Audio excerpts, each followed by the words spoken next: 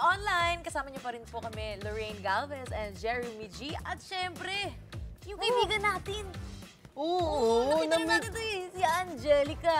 Yes. Na may t-shirt printing business. Kamusta? Ano pakiramdam na to be on the Voice Teen stage? First, grabe po talaga. Hanggang ngayon, hindi pa rin po ako makapaniwala na may dalawang coach po na umikot. Actually, less expectation po talaga ako nung una. Pero, wow. Grabe, super saya po. And hanggang ngayon, medyo nanginginig pa rin po ako. Oo, pero hindi pa tapos dyan dahil palaban silang dalawa, si Coach Casey at si Coach Martin. Si Coach Martin pa, nagdala ng weapon. Oo nga. At hindi basta-basta yung weapon niya.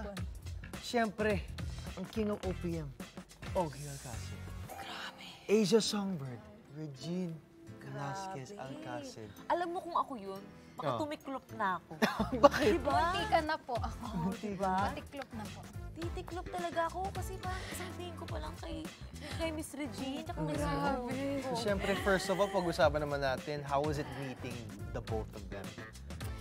It's really surreal moment po. Ang kulit nila, no? Grabe po, ang dami pong chika nila. Kaya, medyo nadala na nga po ko, pero medyo nanindigan po talaga ako na si Coach Casey ang pinili ko po. So from the beginning, nakaset na talaga yung mind mo na si Coach Opo. Casey.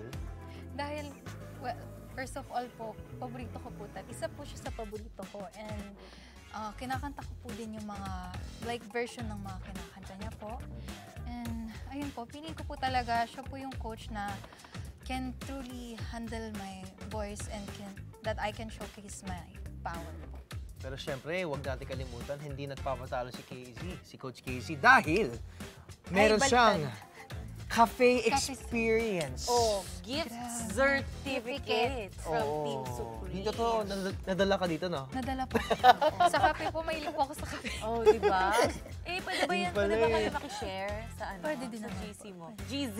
GZ. Sa GZ mo. Sa GZ na Kaso hindi ako nagkakape. Okay lang ba? Non-caffeine yung sa akin. Pwede din. Non-caffeine, di mo magtubig ka na lang, Lorraine. Hindi pwede mag-chocolate?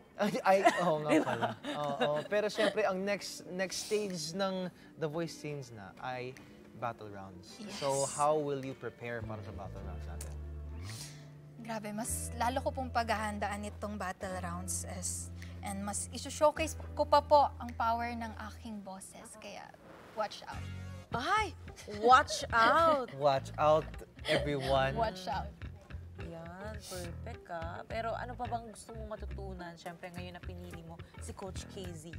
Well, gusto ko, aside from stage performance po, gusto ko pong matutunan yung power ng boses niya. Like yung mga pakulit-kulit po na ginagawa niya. Although, kaya ko po, pero of course, it will be an honor po na maturuan po ng nag-iisang Casey Tandingan.